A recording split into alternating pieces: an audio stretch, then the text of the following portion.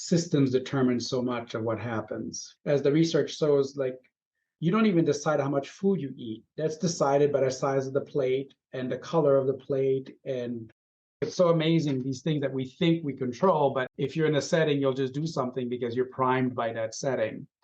And so I think the CEO's job is really to figure out, okay, what are the settings that would allow for teams to better engage patients and have patients experience more convenience and more empowerment. As an example, how do you make it so that what the patient cares about at that particular moment when they come to the office, how do you make it so that the care team focuses on the things that the patient cares about? That's information flow.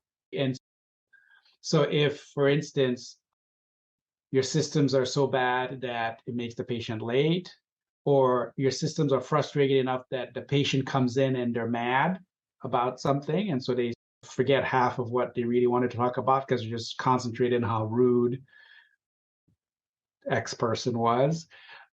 Or let's say they just came out from a hospitalization, and what they really want to talk about is how confusing that hospitalization was.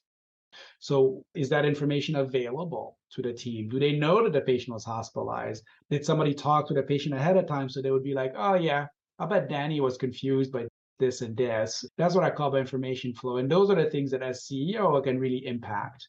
What kind of data systems do we have? How much time is allocated to the patient? What kind of supports happen before the patient even shows up? What are we investing in?